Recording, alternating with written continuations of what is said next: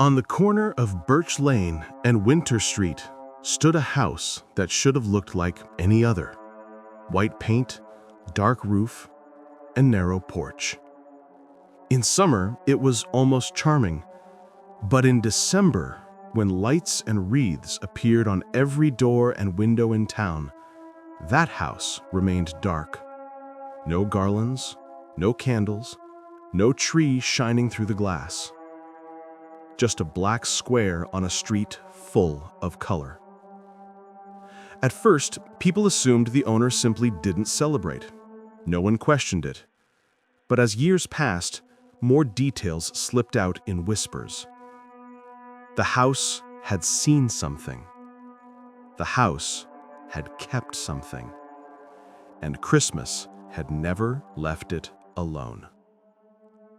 This is the story of that house and of the night Christmas came back for it. Part 1. The Return. For years, the house at the corner had been empty. Families tried to live there. None of them stayed. They left quietly. They took their things.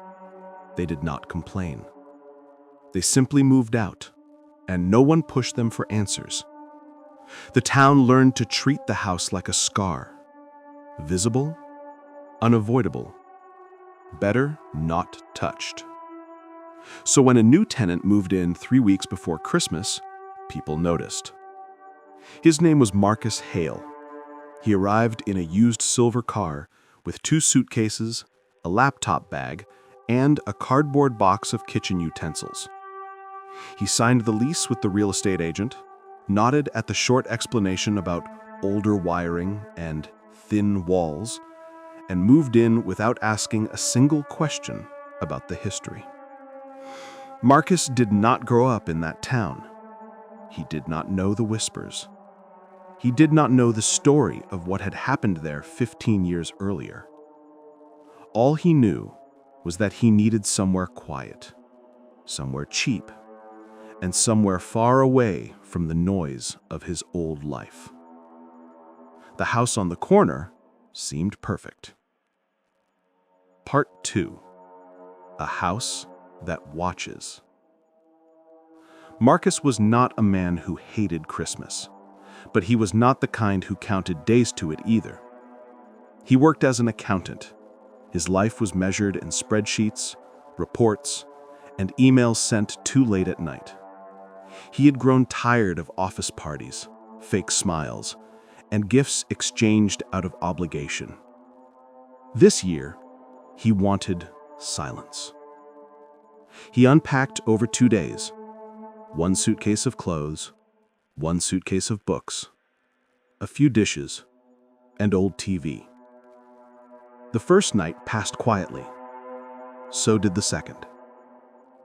On the third night, as he lay in bed listening to the wind, he had the odd sense that the house was listening back. It was not a sound, not exactly.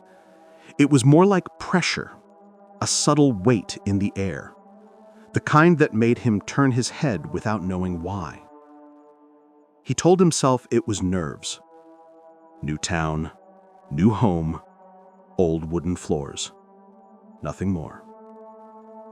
By the second week of December, the entire neighborhood was wrapped in color. Strings of lights twisted around railings. Inflatable snowmen and reindeer appeared on lawns. Artificial snow spray framed windows. Marcus noticed it all and chose not to participate. He had never bought decorations. He did not own a single ornament. He had never purchased a Christmas tree in his life. His parents had done that when he was young. After they passed, he never continued the tradition.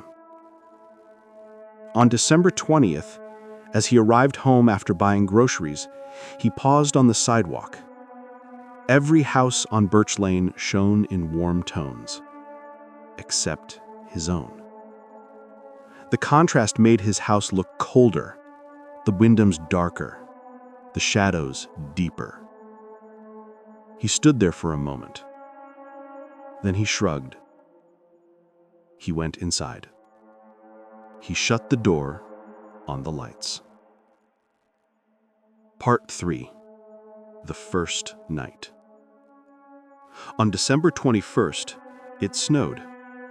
Snow in that town wasn't unusual, but that particular snowfall had a stillness to it. The flakes fell slowly. The wind was calm. Sound narrowed to the soft hiss of snow touching ground. Marcus worked late that night at his small kitchen table, papers spread around him, his laptop glowing softly beside his hand. A mug of black coffee steamed beside his hand. At around 11:30, he noticed something strange. A reflection. In the dark window to his right, he thought he saw light, not from his own house, but from outside, faint and shifting, like the fluttering of a candle flame. He turned his head. The street was empty. Lights from neighboring houses barely reached his side of the road. There were no candles, no one outside. When he looked back at the window glass, the light was gone. He told himself it was a car passing. Headlights. Just that. He went back to work.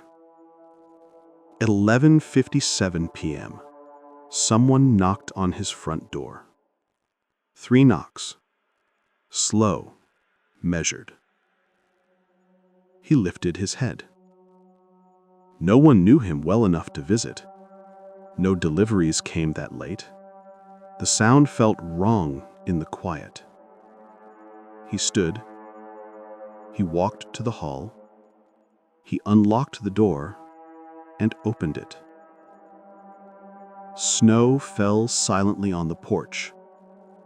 There was no one there. Just a small box sitting neatly in the center of the doorstep, wrapped in plain brown paper. No ribbon, no tag, no name. Marcus frowned. He looked up and down the street. Nothing moved. No footsteps, no shadows running away. The snow on the walkway showed no fresh prints. He hesitated. Then he picked up the box. It was heavier than it looked. The paper was wrapped neatly, folded with care. No seams showed. No seams. It felt almost like a single piece of skin pulled tight over something that didn't want to be uncovered. He hauled a knife from the drawer and slid it under the edge. The paper did not tear. It opened, as if it had been waiting for the right moment. Inside was a black wooden box, old. The surface was chipped in places, and faint scratches crossed its lid like marks left by fingernails. Carved into the top were 5 words. "We know you can see." He did not understand. He had never seen this box before. It was not his. No one in this town knew him well enough to play a joke on him, yet the words felt personal. "We know you can see." See what? He opened the lid. Inside was a small silver bell. It was tarnished and slightly dented. A narrow red thread was tied through its top, faded and discolored, as if it had once been bright and was now a ghost of its original color. When Marcus tilted it, the bell made no sound.